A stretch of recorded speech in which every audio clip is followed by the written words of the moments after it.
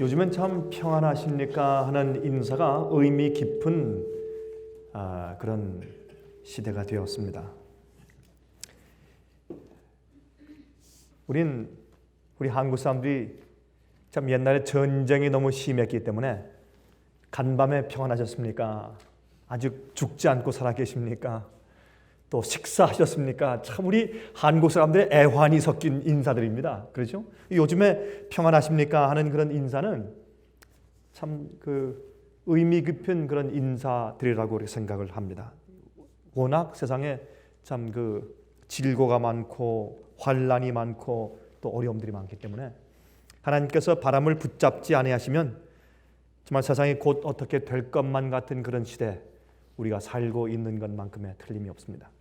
제가 지난 주말에 제가 LA에서 미국인 교회에서 제가 집회를 하는데 그곳에 이 인도네시아에서 온 두 가정이 그 교회를 나옵니다. 그분들의 얘기를 들어보니까 참 우리가 그저 듣고 아는 것보다도 더 끔찍한 그런 동족들이 죽어가고 참 어려움을 겪은 그런 얘기들을 잠시 제가 엿보고 제가 들을 수가 있었습니다. 근데 참 제가 지난번에 설명을 드렸지만은 여러분 이번에 있는 해일, 바닷속에 있었던 지진을 통해 생긴 해일. 근데 사람들이 이 해일이 밀려올 때 저쪽에서 해일이 크게 오기 때문에 야 저기 뭐냐 해일이다 도망가자. 그래서 멀리 오는 거 보고서 빨리 자리를 좀 걷어라, 천막을 걷어라 해변에 놀던 사람들이 말입니다. 또 아니면 빨리 물건을 챙겨라, 또 차를 빨리 시동을 걸어라 이렇게 말하는데 너무 빨리 오니까 사람들이 많이 죽었대요. 이게 오는 걸 보고 빨리 준비를 가자 했는데 덮치더랍니다. 너무 속도가 너무 빨랐기 때문에. 근데 제가 이번에 가서 제가 지난번에 말씀을 드렸지만 제가 그런 제 생각을 조금 나눴습니다. 참 우리가 이 여섯 번째 인의 마지막 시대에 살고 있는 것임에 틀림이 없는 것 같습니다. 여러분 요한계시록을 보시면 요한계시록은 긴 예언이 있는데, 다시 말해서 요한계시록은 예수님께서 부활하시고 승천하신 이후부터 예수께서 재림하실 때까지의 그 사이에 있는 사건들을 설명한 예언이 요한계시록 아닙니까? 그래서 요한계시록에 있는 예언들은 약 한 2000년 정도를 커버하는 예언입니다. 약 한 2000년. 그런데 이번에 있는 이런 사건들은 전 세계에 있는 모든 사람들의 이목을 집중시키는 그런 사건이기 때문에 우리가 이런 사건들을 그저 예사로 보고 지낼 수가 없는 것입니다. 우리는 성경 예언을 가지고 있는 그리스도인들이기 때문에 이것이 우리에게 무엇을 의미하는지. 여러분 여섯째 인을 보면 제일 먼저 환란 이후에 큰 지진이 있고 1755년도에 포르투갈에 있는 리스본에 있는 대지진이죠. 지금까지 그 당시까지 인류 역사 가운데서 그렇게 큰 지진이 없었습니다. 미국 동부까지 흔들릴 정도로 그렇게 미진을 느낄 정도로까지 그렇게 심각한 지진이었습니다. 그 다음에 1780년도에 해가 어두워지고 그날 밤에 달이 핏빛처럼 변하고, 그렇죠? 약 한 25년 정도 이후에 그 다음에 1833년도에 다시 말해서 약 한 53년 정도 이후에 가서 하늘에서 비월들이 떨어졌습니다. 그 예언 그대로, 그 순서 그대로. 근데 한 시간에 약 한 20만 개 정도의 유성이 떨어질 정도로 엄청난 비열의 소나기가 있었습니다. 밤새도록. 이 미 동북부에 뉴 잉글랜드 5개주에 다 볼 수 있게. 그 당시에 미국의 이 그리스도인들이 집중해 살고 있던 곳이 바로 이 미 동북부 5개 주 아니겠습니까? 참 흥미있어요. 그런 다음에 해가 어두워지고 달이 피부처럼 변하고 또 별이 떨어진 다음에 그 다음부터 인류의 문명 가운데 놀라운 일이 생겼죠. 그것이 무엇입니까? 산업혁명이에요. 산업혁명. 그렇죠? 불란서 혁명 이후부터 시작해서 산업혁명이 시작되더니 1833년도 별이 떨어진 그 다음부터 물론 우리가 알다시피 미국에 이제 놀라운 예수님의 재림 운동이 크게 일어났지만 그러나 동시에 또 놀라운 것은 전기의 발명과 전기선이죠. 전기로 가는 배, 예? 그 배가 발견되고 기차가 발견되고 자전거, 자동차, 그렇죠? 이렇게 해서 산업혁명이 발달되고 석유를 쓰기 시작하고 휘발유가 필요해지고 그렇게 해서 무엇이 생깁니까? 석유와 휘발유 때문에 무엇이 생겼습니까?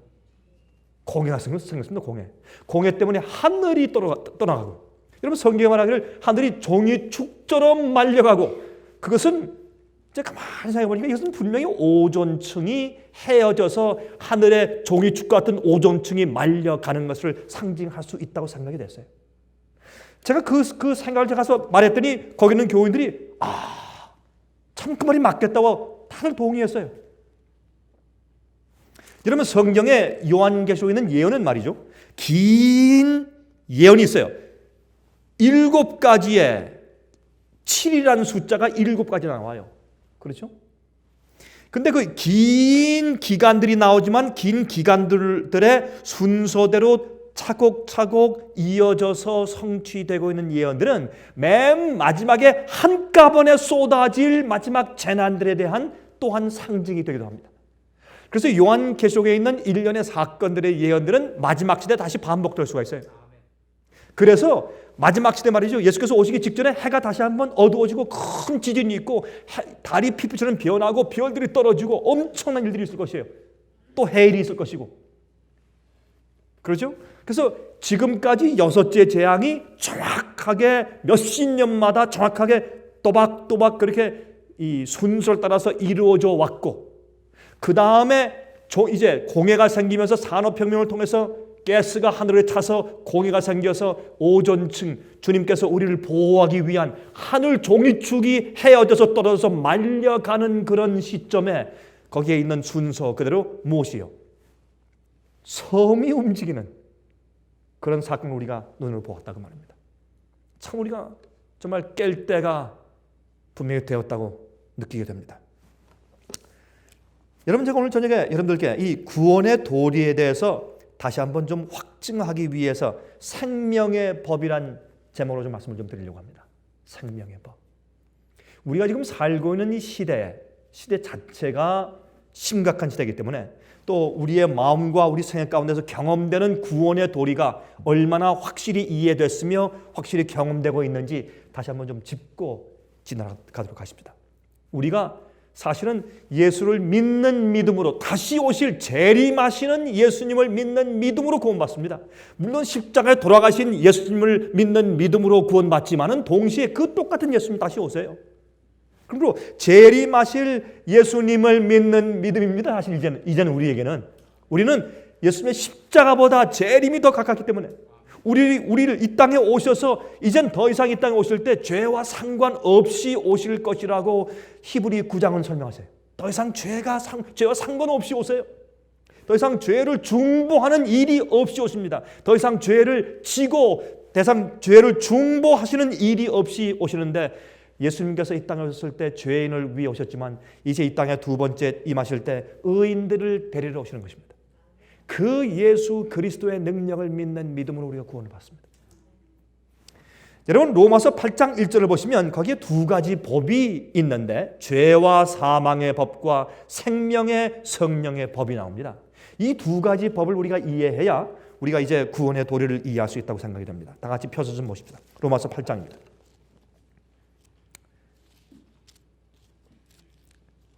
로마서 8장입니다.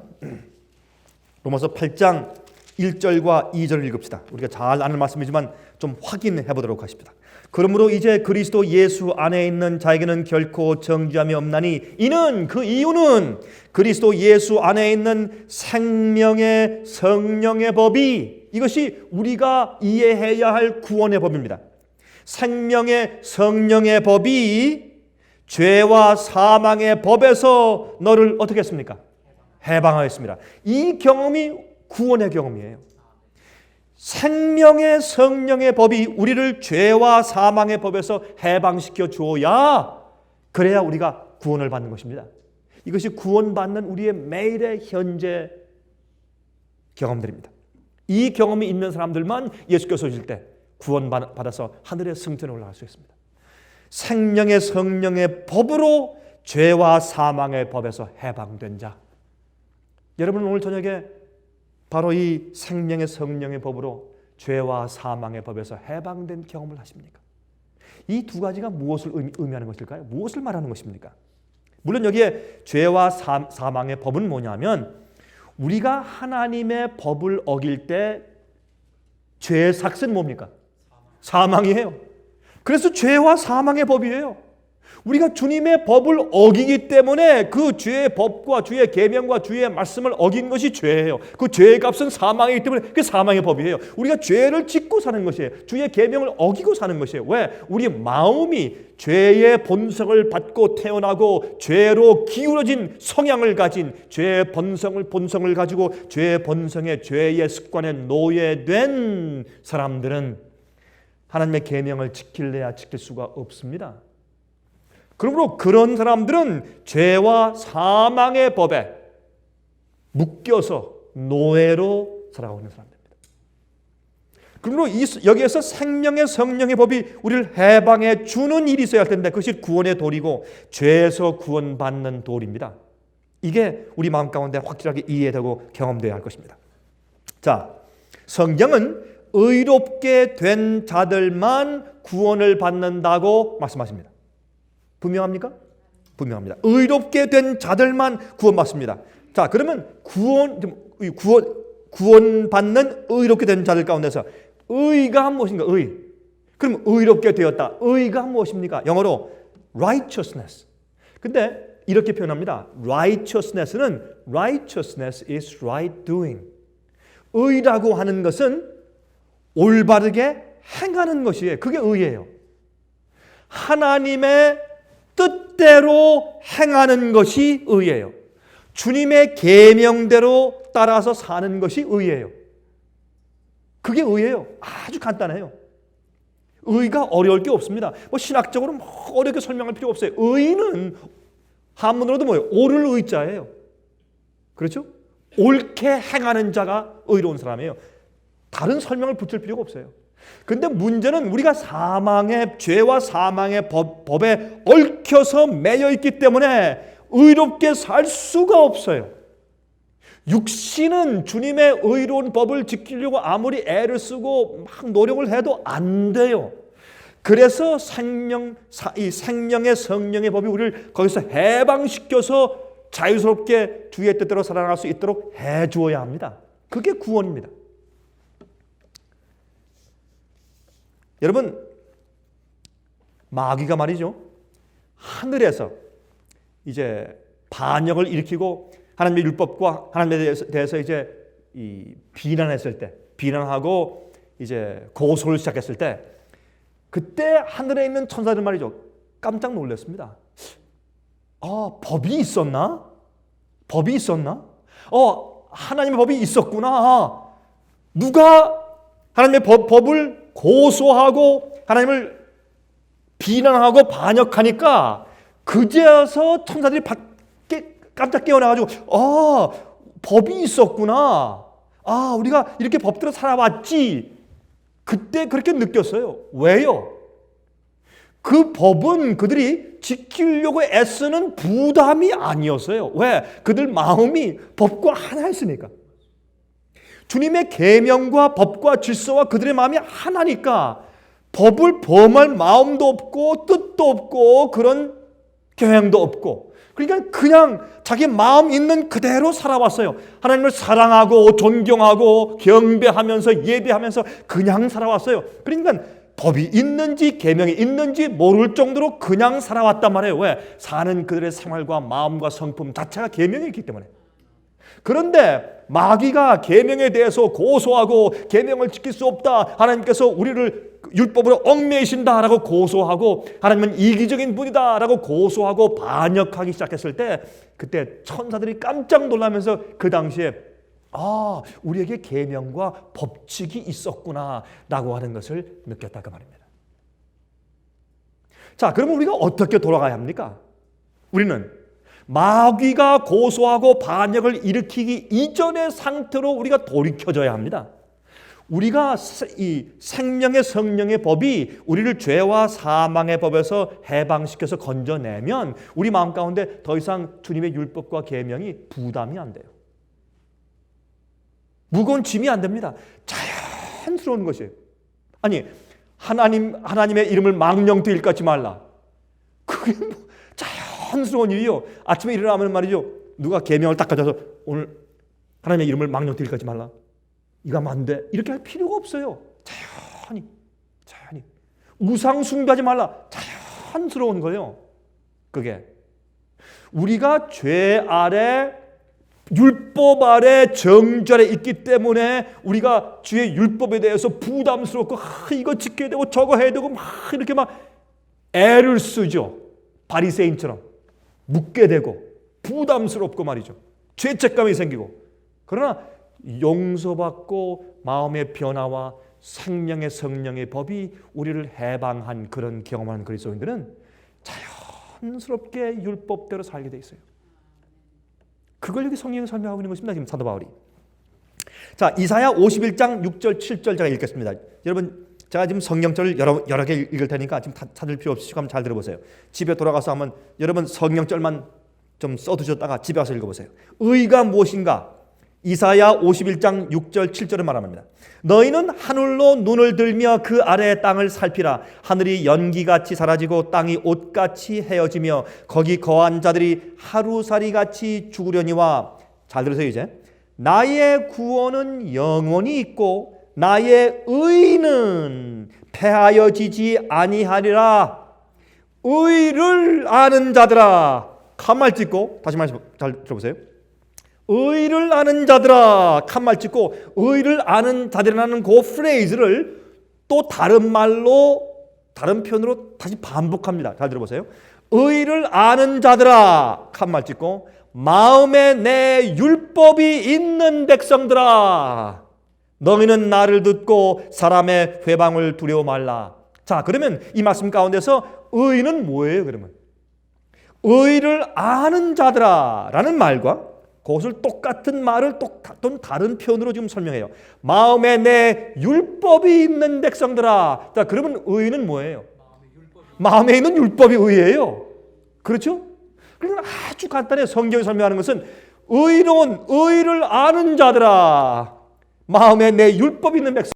하나님의 율법과 계명이 마음 가운데 성령으로 기록되어져서 주님의 뜻대로 사는 자들이 의로운 자들이에요. 그래서 우리 마음속에 있는 주님의 율법이 의예요. 아주 간단하지 않습니까? 그렇죠? 또 로마서 7장 12절. 이로 보건대 율법도 거룩하며 계명도 거룩하며 의로우며 선하도다. 다시 말해서 하나님의 계명은, 하나님의 율법은 의롭단 말이에요. 그래서 주님의 말씀과 계명대로 따라 사는 올바른 생애가 의예요. 그게 의예요. 근데 육체는 그렇게 못해요. 성령에 거하는 자만 그 일이 가능해요. 왜? 새로운 마음을 받기 때문에. 자, 시편 119장 172절. 시편 119장 172절에 다음과 같이 말씀합니다. 주의 모든 계명이 의로움으로 내 혀가 주의 말씀을 노래할지니라. 얼마나 간단해요. 그렇죠? 여기 또 주의 계명이 의로움으로. 그리고 의, righteousness 이퀄이 뭐예요? 하나님의 계명이에요. 율법이에요. 그래서 주님께서 우리에게 계명과 율법을 주신 것은 뭐예요? 우리가 살아야 될 규범이에요. 근데 계명을 어기기 전까지는 주님께서 그것을 강조하실 필요가 없어요. 왜? 다 계명 안에 살기 때문에. 그러나 계명을 어기고 죄가 들어오고 반역이 들어온 다음부터 주님께서 계명을 의가 무엇인지 표준을 딱 주님께서 우리에게 제시해 주신 것입니다. 그게 계명입니다. 자, 그런데 성경은 또 말하기를 율법으로는 아무도 의롭게 될 자가 없다고 말을 해요. 이거 참 이상해요. 어떤 때 우리가 그 사도 바울의 말씀을 읽으면 좀 혼돈이 돼요, 어떤 때는. 그래서 오늘날 믿음으로 말미암는 의에 대한 개념이 신학적으로 오늘날 교회들에서 혼돈을 일으키고 있는 것입니다. 근데 사실 혼돈할 것이 없는 사람들이 자꾸 혼돈해요. 이것을 영적으로 이해하지 못하고 자꾸 육신적인 논리적으로 해결하려고 하다 보니까 문제가 생기는 것입니다. 자, 보세요. 갈라디아 2장 16절 21절. 자, 성경은 의는 하나님의 계명을 해서 계명. 우리 마음속에 있는 주님의 계명이 의예요. 그런데 또 신약 성경에 바울이 말하기를 율법으로는 의롭게 될 자가 없다.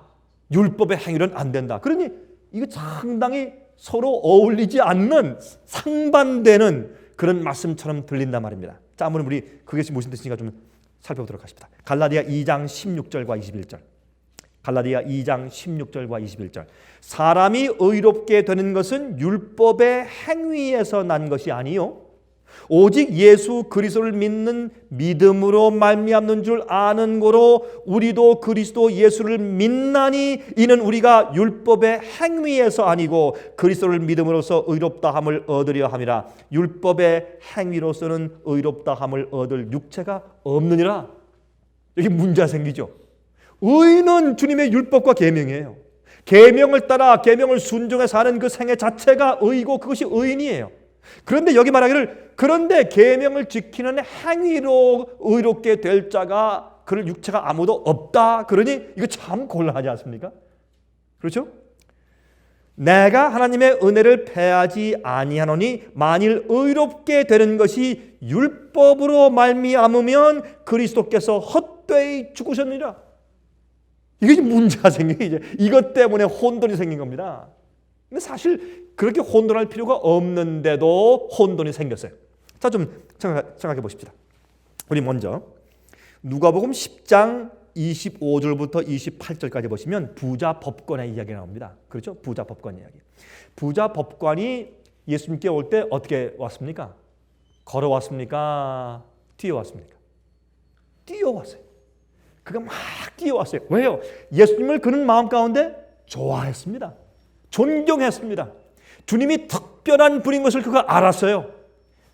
혹시 이분이 하늘에서 내려온 메시아가 아닌가 하는 그런 마음 가운데 거의 확신이 있을 정도로 마음이 동했습니다. 그래서 주님께서 자기 마을에 온다는 소식을 듣고 막 뛰어서 왔어요. 부자 법관이에요. 율법사예요. 그 당시 법관은 성경 율법을 아는 사람이에요. 백성들을 공회당에서 교회에서 가르치는 사람이에요. 목사 같은 존재였어요. 젊은 사람이요. 또 예수께서 그를 보시고 마음에 그를 사랑하사 그랬어요. 그가 막 뛰어왔어요. 뛰어와서 또 무릎을 탁 꿇고 절을 했어요. 그러니 얼마나 주님을 따를 기꺼워하는 마음이 있었느냐 말이에요. 그렇죠? 아주 뛰어와서 무릎을 꿇고 주님께 절하면서 이렇게 말했어요. 선한 선생님이여, 내가 무엇을 하여야 영생을 얻으리까? 내가 무엇을 하여야 영생을 얻으리까? 참 우리 인간들이 질문해야 할 질문 가운데서 최고로 훌륭한 질문이죠. 이것밖에 없죠. 우리가 아무리 많은 것을 하고 이루고 얻고 배우고 해도 우리가 영생과 연결되지 않으면 아무것도 아니기 때문에 내가 어떻게 무엇을 하여야 영생을 얻으리까? 질문 중에서 최고의 질문을 했어요. 그때 예수께서 말씀하셨습니다. 예수께서 말씀하기를 율법에 무엇이라고 기록되었으며 내가 어떻게 읽느냐? 여러분 예수께서 말씀하기를 우리의 구원과 지금 무엇이 관계가 있어요? 율법이. 왜? 의는 율법이기 때문에 우리가 율법을 지키는 생애와 마음이 생기지 않으면 구원이 없어요. 그러니까 자, 그러면 율법에 무엇이라고 기록되었으며 내가 어떻게 읽느냐? 그때 이 부자 법관이 참 잘 알았어요. 그는 신학자니까, 랍비니까, 율법사니까 얼마나 잘 알아요. 그가 십계명을 둘로 딱 쪼개가지고 줄여서 대답을 합니다. 그가 대답하여 가로되 내 마음을 다하며 목숨을 다하며 힘을 다하며 뜻을 다하여 주 너희 하나님을 사랑하고 또한 내 이웃을 내 몸과 같이 사랑하라 하였나이다. 이건 기가 막힌 답변이에요. 마가복음엔 이 말씀을 예수께서 말씀하기를 이것이 바로 율법의 강령이요 선지자 강령이라고 했어요. 예? 이것이 바로 율법과 선지자의 강령이라는 것이에요. 이것은 율법과 선지자, 이게 뭐예요? 구약 성경 경경 전체가 가르치는 줄거리라 그랬어요. 이것이 뭐예요? 온 마음과 뜻과 정성과 목숨과 힘을 다하여 주 너희 하나님을 사랑하고 내 이웃을 내 몸과 같이 사랑하라. 그것이 무엇입니까? 그게 십계명에 대한 요약이에요. 근데 이 말씀을 한 것은 그가 지어낸 것이 아니라 이미 성경에 이미 모세가 그것을 설명해 놓았어요. 신명기 6장 5절에 말하기를 너는 마음을 다하고 성품을 다하고 힘을 다하여 내 하나님 여호와를 사랑하라. 이미 말씀되어 있어요. 또 레위기 19장 18절에 또 말씀되어 있어요. 원수를 갚지 말며 동포를 원망하지 말며 이웃 사랑하기를 내 몸과 같이 하라. 나는 여호와니라. 이미 모세가 율법과 선지자의 강령, 십계명을 두 부분으로 쪼개서 우리 온 마음과 뜻과 정성을 다해서 하나님을 사랑하고 이웃을 내 몸과 같이 사랑하고 이렇게 두 가지로 잘라서 설명해 놓았어요. 너무나 잘 알았어요. 그거는. 그래서 요약해서 율법을 예수님께서 그럼 율법에 무엇이라고 기록되었으며 내가 어떻게 읽느냐 정확하게 두 가지를 답변을 했어요. 보세요. 예수께서 이렇게 말씀하세요. 예수께서 이르시되 내 대답이 옳도다. 이를 행하며 이를 행하라. 그러면 살리라 하시냐. 여러분 그런데 왜 예수님께서는 율법에 뭐라고 말했느냐? 그가 율법을 설명해 드리니까 예수께서 내 말이 옳다. 그렇게 율법을 행하고 살라. 그러면 내가 영생을 얻을 것이다. 그렇게 설명했어요. 그런데 왜 사도 바울은 말이죠. 로마서에 가서 설명하기를 또 갈라디아에 설명하기를 율법의 행위로 구원받을 자가 하나도 없다. 예수를 믿는 믿음으로 뿐이다. 왜 그런 말씀을 했느냐 말입니다. 예? 사도 바울도 율법사였는데 잘 아는데 왜 예수님께서 말씀하시는 그 말씀과 전혀 상반되는 것 같은 반대되는 것 같은 얘기를 했느냐 말이에요. 여기에서 바로 오늘날 기독교 안에 있는 큰 이 구원의 도리에 문제가 생기지 않았습니까? 보세요. 신명기 30장 6절에 모세가 설명했습니다. 내 하나님 여호와께서 내 마음과 내 자손의 마음에 할례를 베푸사. 무엇을 베푸사요? 할례를 베푸사. 우리 마음속에 할례를 베푸사 너로 마음을 다하여 성품을 다하여 내 하나님 여호와를 사랑하게 하사 너로 생명을 얻게 하실 것이며. 이게 다 구약 성경에 있는 얘기예요. 그래서 로마서 8장 2절에 사도 바울이 말하기를 그러므로 우리가 생명의 성령의 법이 죄와 사망의 법에서 너를 해방하였습니다. 그러면 너는 예수 그리스도 안에서 정죄받지 않고 의인이 되었다라고 설명하신 것이에요. 그 얘기가 이미 신명기 30장 6절에 이미 모세가 설명해 놓았잖아요. 이렇게. 여러분 들으셨죠? 다시 읽을까요? 내 하나님 여호와께서 내 마음과 내 자손의 마음에 할례를 베푸사. 이 일은 누가 해주시는 겁니까? 우리가 하는 겁니까? 하나님께서 하시는 겁니까? 하나님께서 우리 마음 가운데 할례를 베풀어요. 할례는 무엇입니까?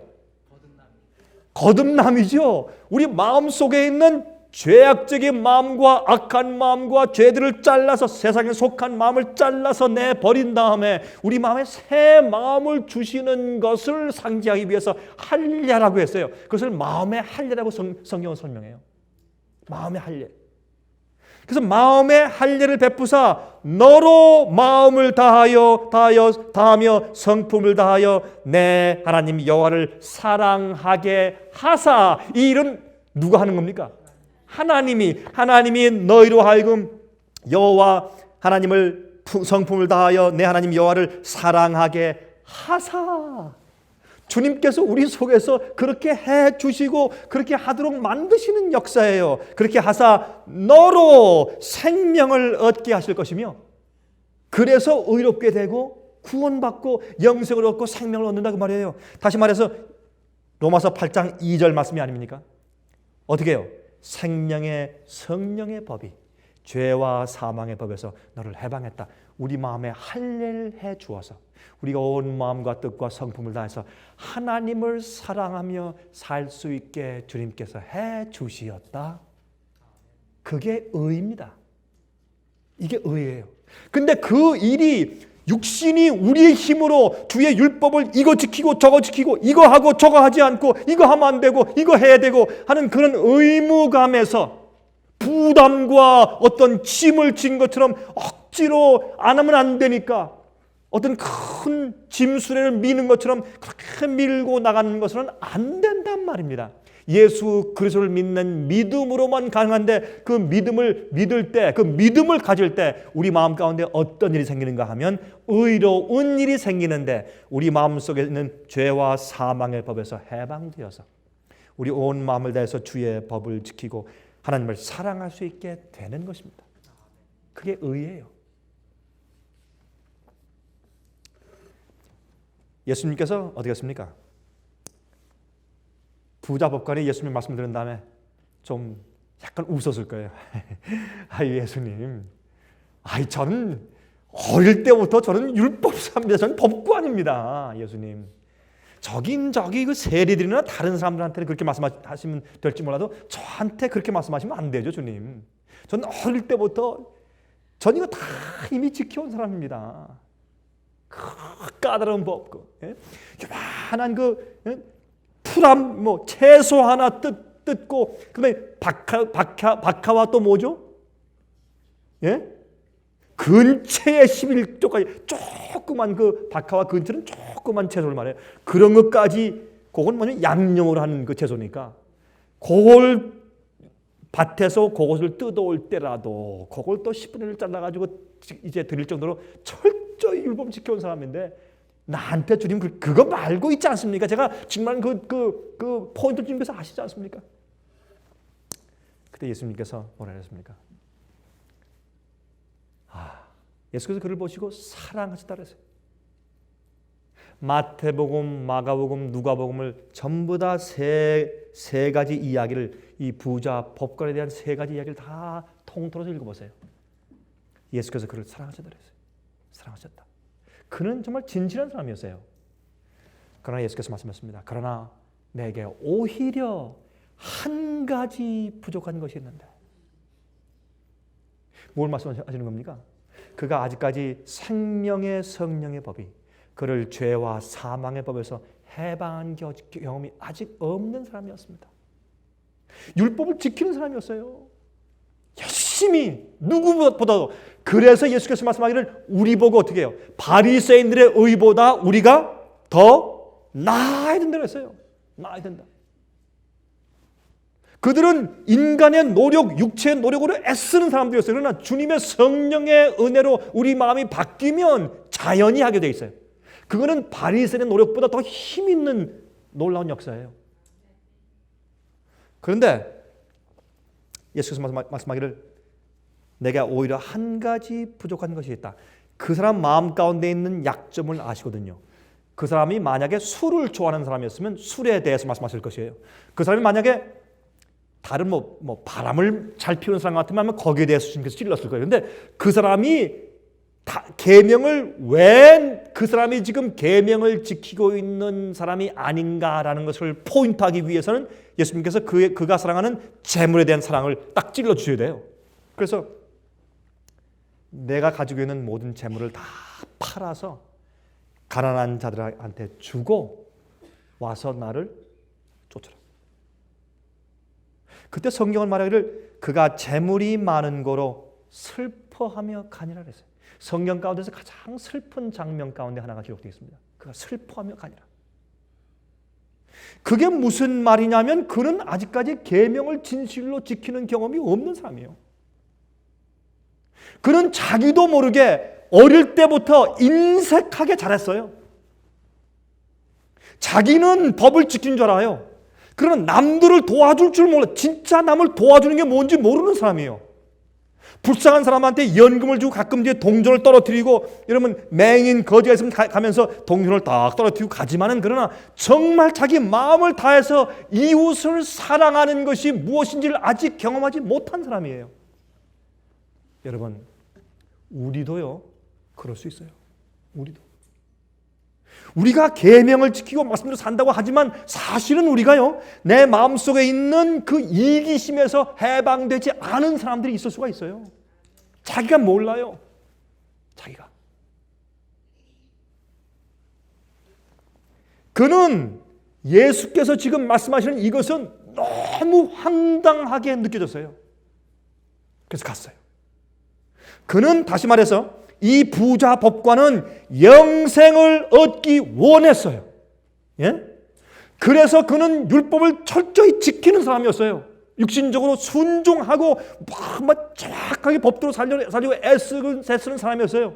그는 빈틈없는 사람이었어요. 그는 영생을 얻기 원했어요. 내가 더 이상 또 해야 될 것이 무엇인가? 저 높은 에베레스트 산을 에베레스트 산을 올라가라고 해도 올라갈 것 같은 그런 마음의 소원이 있었어요. 에베레스트예요. 에베레스트 맞죠? 큰 높은 산에 올라가라도 그냥 뛰어서 올라갔을 거예요. 영생을 위한 길이라면. 그런데 그는 그렇게 영생을 얻기 원했지만은 이기심 없는 예수님의 사랑의 성품을 받기는 원치 않았어요. 여러분 이해가 되십니까? 이게 부자 법관의 문제였어요. 그는 영생을 얻기 원해서 영생을 얻기 원했기 때문에 그 모든 표준과 요구사항을 다 할 마음을 가지고 살아왔으나 무엇을 원치 않는가 하면 예수님의 사랑에 이기심이 없는 사랑의 성품을 그대로 받아들이기를 원치 않았어요. 그래서 그는 갔어요. 여러분 이제 잘 들어보세요. 이제 제 논리를 잘 들어보세요. 이제. 그러면 믿음으로 의롭게 되는 무엇인가 하면 잘 들어보세요. 이제부터 하나님을 사랑하는 자에게 영생이 약속되어 있어요. 다시 말해서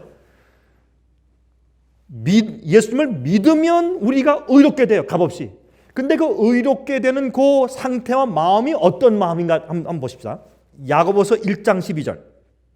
시험을 참는 자는 복이 있도다. 이것에 옳다 인정하심을 받은 후에 주께서 자기를 사랑하는 자들에게 약속하신 생명의 면류관을 얻을 것입니다. 여러분 이해가 되시죠?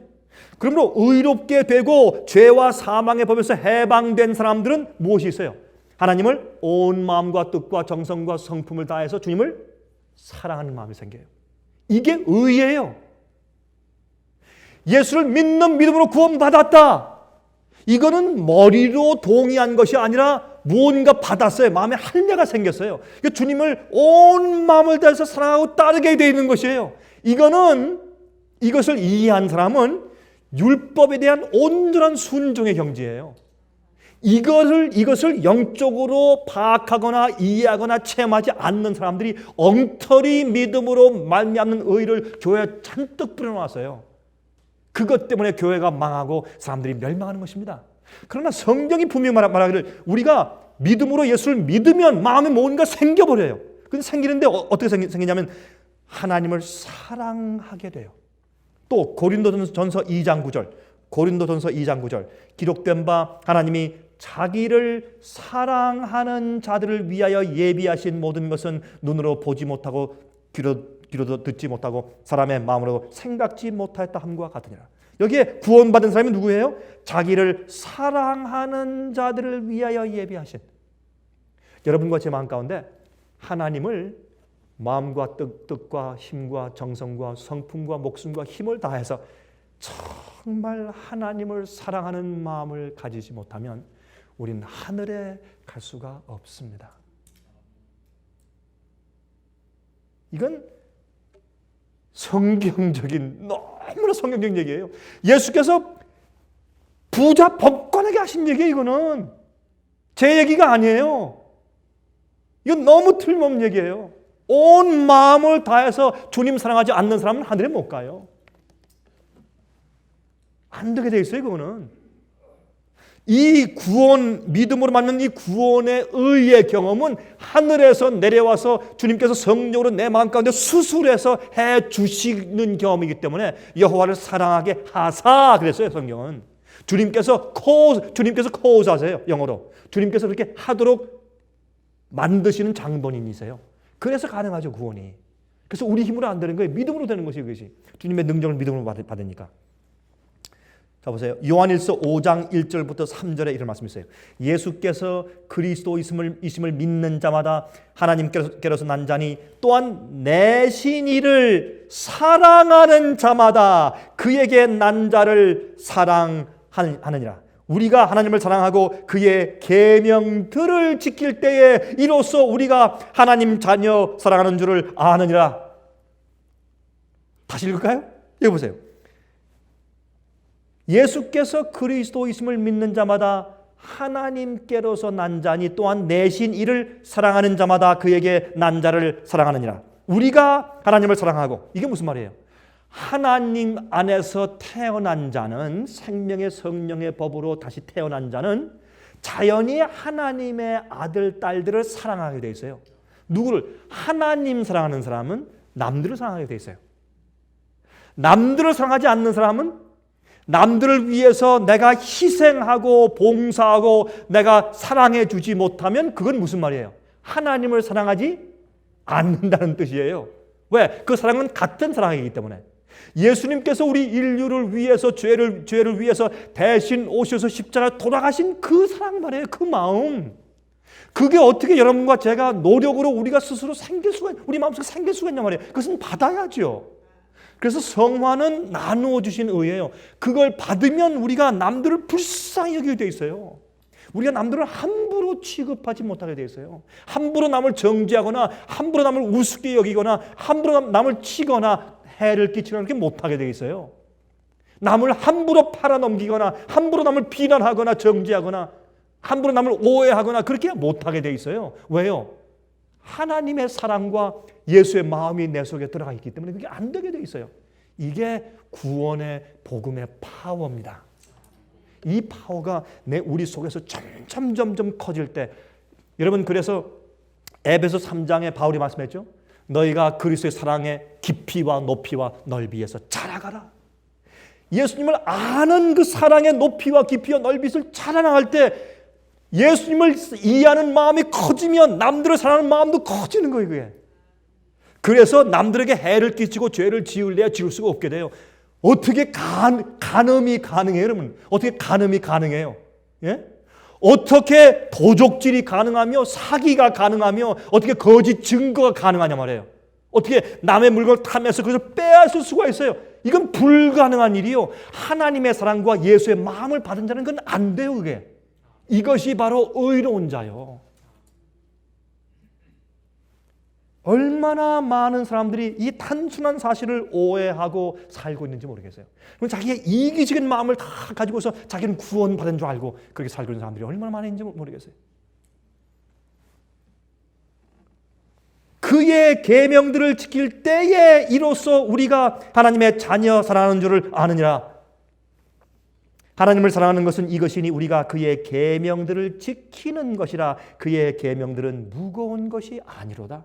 뭐예요? 자연히 천사들이 하늘에서 예수의 말씀대로, 주님 말씀대로 살고 그 법칙대로 사는 것이 아주 자연스러워요. 당연한 것이고 그러면서 행복하고 평안하고 질서가 있어요. 우리가 앞으로 하늘에 가서 그런 거룩한 천사의 대열에 속할 사람들이에요.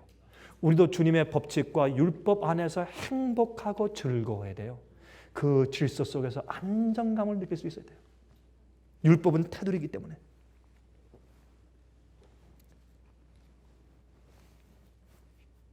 여러분, 제가 지난 주일에 제가 LA에 있는 그 교회에서 제가 여러 번 제가 설교했지만 그 설교들 가운데 한 가지 설교를 제가 이것을 설명했어요. 거기 있는 분들이 거의 한 200명 정도 있었어요. 사람들이 한 200명 정도 있었는데 사람들이 제가 보니까 거의 다가 고개를 다 끄덕거리고 다 옳다라는 것 같아요. 거의 다가. 근데 그 교회는 특징이 있는 것이 거기는 이 멕시칸들도 있고 백인들도 있고 흑인들도 있고 일본 사람들도 있고 한국 사람들 몇 명 있어요. 거기에 그 교회. 인도네시아 사람들도 있고 말이죠. 중국 사람들, 홍콩에 온 사람도 있고 이게 멀티내셔널이에요. 국제적인 거예요. 거기는 사람들이. 그래도 자기들의 피부가 다르고 언어가 조금씩 다르고 말이죠. 자기들이 이민 온 출처가 다르고 풍습과 문화가 다른 사람들이 다 모여와서 제 설명을 듣고 나서 다 옳대요. 성경적으로. 복음은요, 어떤 한 인종에게만 속한 것이 아니죠. 복음은 인류를 위한 것입니다. 사람은 다 똑같은 것입니다. 죄도 같고 의도 같은 것이에요. 은혜도 같고 성령도 같고 믿음도 하나요. 주도 하나입니다. 여러분 보세요. 빌립보 2장 5절부터 8절. 여러분 잘 아시는 말씀이죠? 다시 한번 들어보세요.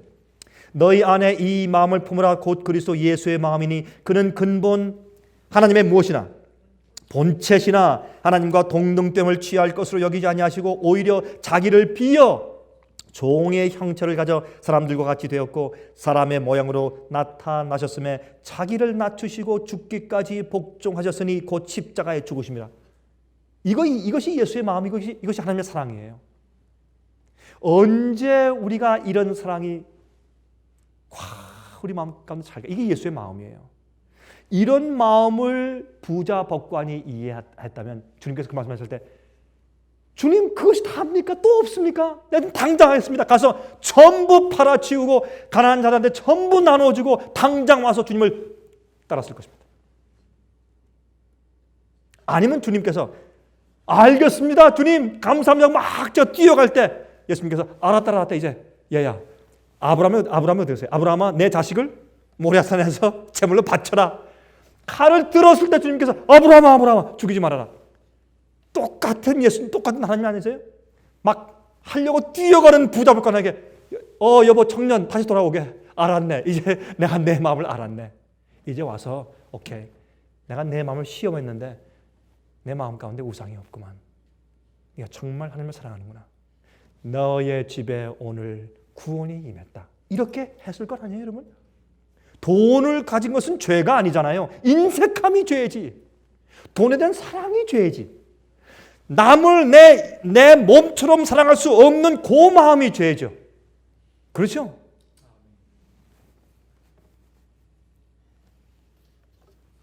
인류를 너무나 사랑하심으로 자기 자신을 하나님의 위치에서부터 종의 형체까지 내려와 십자가에 돌아가게 하신 그 예수님의 마음, 이것이 하나님의 사랑이에요.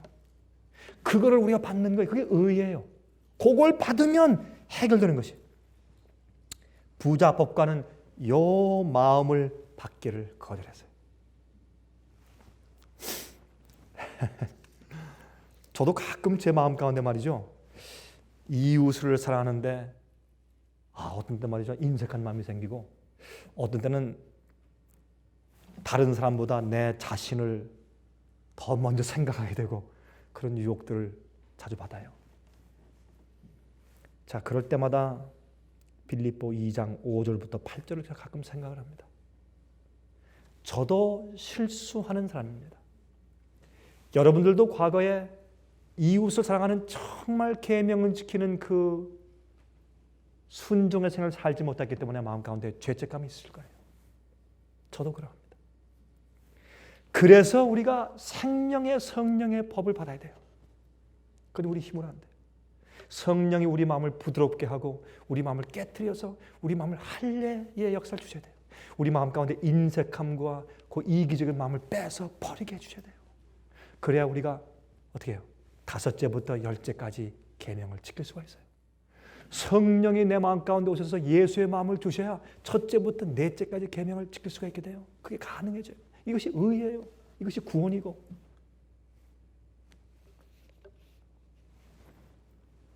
그래서 로마서 5장 5절과 6절에 말씀하기를 소망이 부끄럽게 아니하면 우리에게 주신 성령으로 말미암아 하나님의 사랑이 우리 마음에 부은 바 되미니.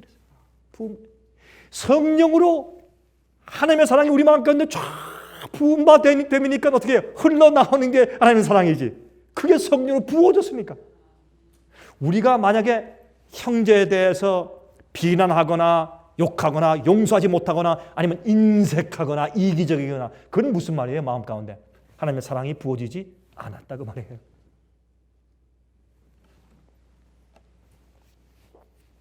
옛날 그 부자 법관도요, 자기는 율법을 다 지키는 줄 알았어요. 예수님께서 그 마음을 딱 찔러서 한마디 말씀하셨어요. 내가 오히려 한 가지 부족한 것이 있는데 여러분 오늘 저녁에 여러분과 제가 주 앞에 서서 주님 내가 영생을 얻기 위해서 무엇을 해야 합니까? 하면 주님께서 우리에게 뭐라고 말씀하실까요? 여러분에게 저는 주님께서 저한테 뭐라고 말씀하실지 저는 압니다. 저는 제가 양심적으로 저는 알아요. 저한테 뭘 저한테 딱 한 가지 딱 말씀하실 거예요. 저는 알아요 뭔지.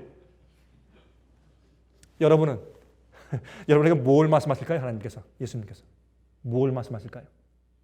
예? 그거 하나.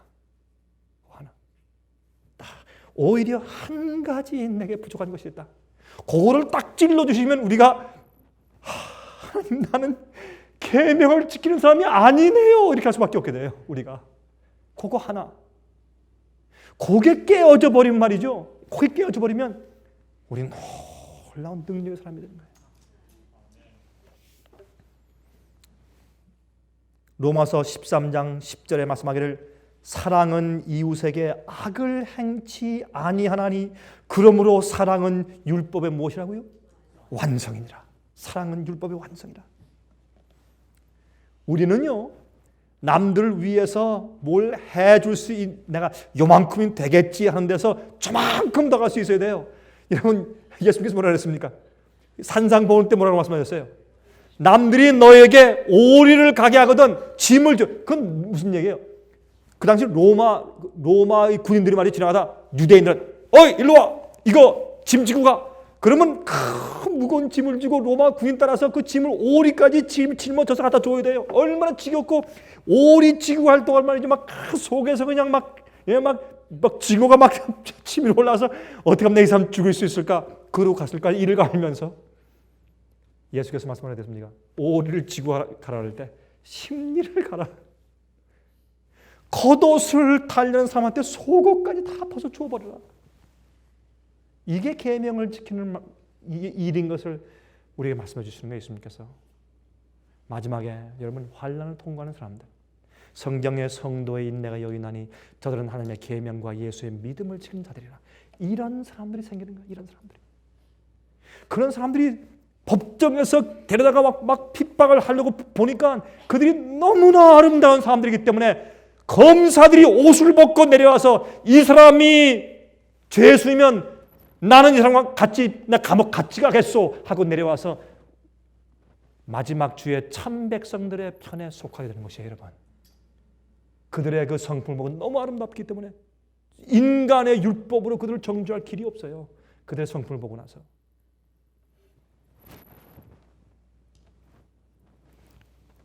그래서 로마서 8장 4절, 9절, 11절에 말씀했습니다. 그 가운데는 말씀이 무슨 말씀이에요? 육신을 쫓지 않고 그 영을 쫓아 행하는 우리에게 율법의 요구를 이루어지게 하려 하심이라. 이것이 의예요. 성령으로 우리가 주의 율법의 요구, 순종하라는 요구를 이루어지게 해요. 우리가 육신에서 생명의 성령의 법을 받았기 때문에 가능해지는 것입니다.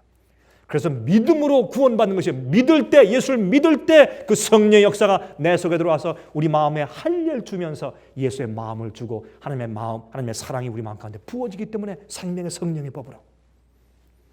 그래서 갈라디아 3장 14절에 말씀하기를 이는 그리스도 예수 안에서 아브라함의 복이 이방인에게 미치게 하고. 아브라함이 무슨 조상이에요? 누구의 조상? 믿음의 조상 아니에요? 그래서 아브라함의 복이 이방인에게 미치게 하고 또 우리로 하여금 믿음으로 말미암아 성령의 약속을 받게 하려 함이라.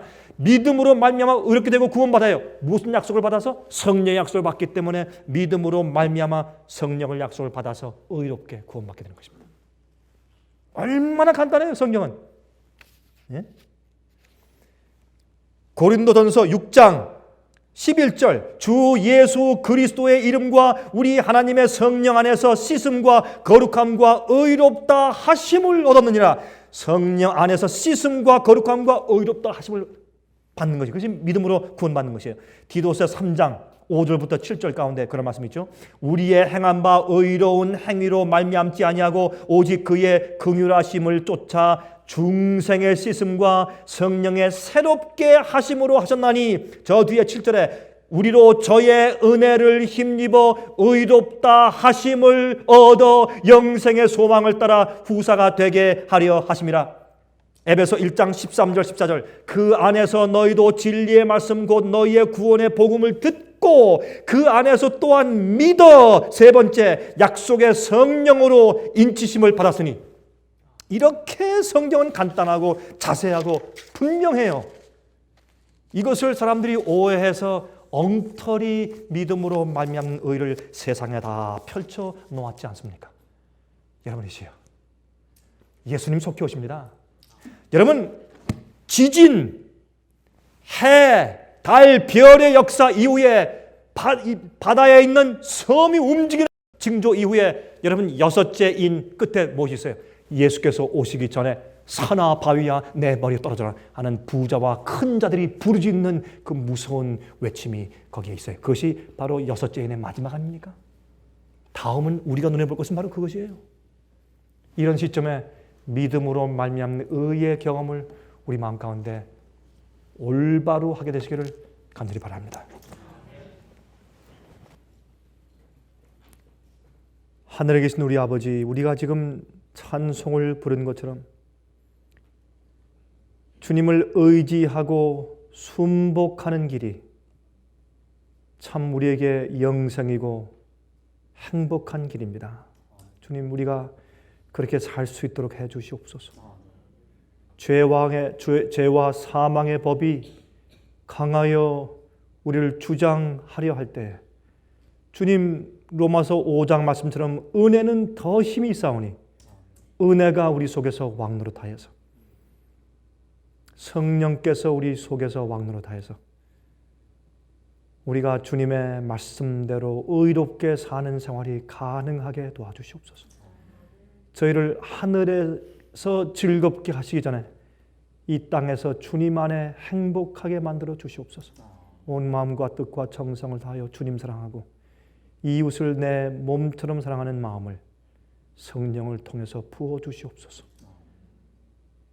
거룩하신 예수 그리스도의 놀라우신 이름을 의지하여서 간절히 기도합니다. 아멘.